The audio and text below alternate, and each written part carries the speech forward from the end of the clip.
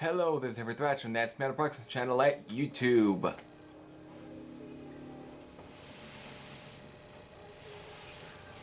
I'm in a different part of the house. Yes. The other room had zero lighting at times. Anyways, this is a... It's kind of hard to count how many episodes I've done of the revisiting.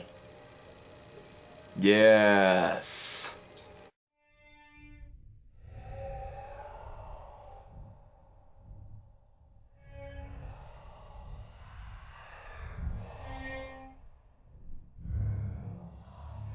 Okay. So, what album did I revisit? Or what album are we revisiting? We are revisiting a classic amongst either black metal, which is this album that I hold in my hand, Blasphemy's Fallen Angel of Doom, released in 1990, and forever it has remained. I don't know if it was seen as a classic then, because of one of the people I've spoke to online said that when it first came out, nobody really gave a shit. But obviously over time, it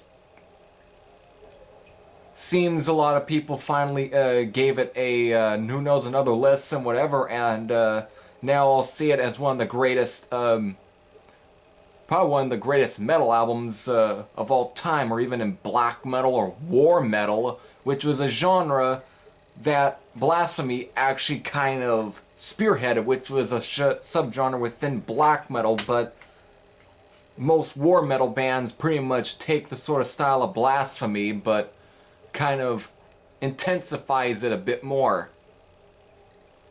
But besides that, how does the album hold up? Well, when I first gave it a listen, I liked it, but I'm not sure how much I liked it, but over time, it actually gets better. It's definitely a sort of primitive, very just chaotic album.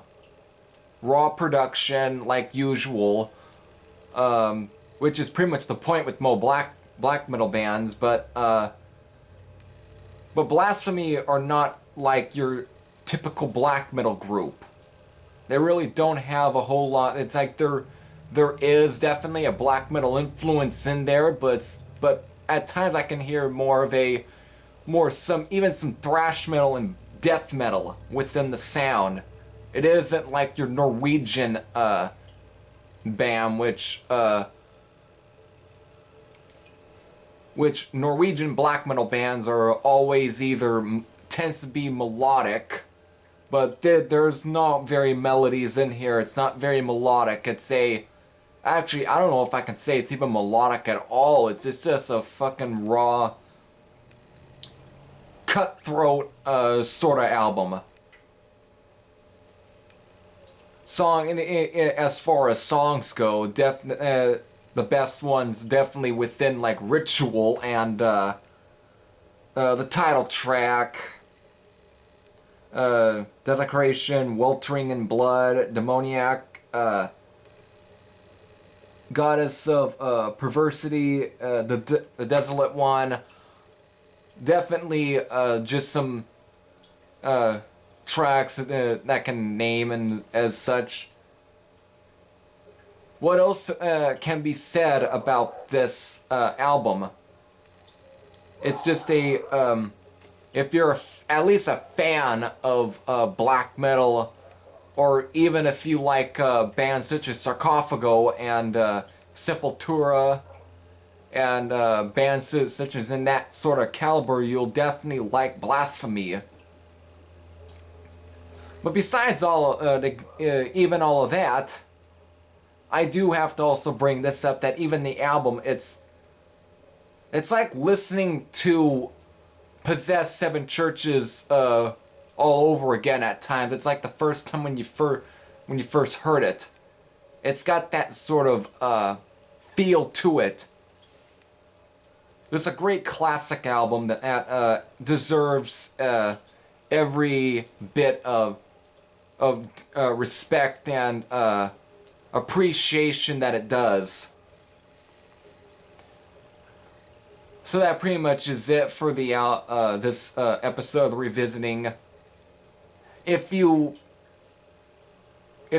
don't even own the album, it's definitely back in print, because the copy I have in my hand is a 2015 reissue that was released through both Ross Bay Cult and Nuclear War Now. And definitely that, because I don't have an original, since Wild Rag Records pressings of the album tend to go for quite a bit of money. And yes, it was originally released through Wild Rags, and I wish I had more from that rec label and I could do a sort of video on that label. And the only thing I have that was released through Wild Rags is that Blood Cum Hardcore Demo Series record. Since most Wild Rag records they're very scarce to find at times. Even at decent prices, it's very tough to look through. But other than that, it's a great album. Definitely enjoy it. It does get better over time. And if you weren't a fan of it, I'd say definitely give it another spin. But still, it's in print. Go out and make yourself a copy of it. If you are a fan of Blasphemy and don't even have an album, or even if you're curious on them, still, I definitely recommend picking it up. It's definitely a good album. Anyways, this is Hippie Thrasher saying I am out, and definitely at least support the band.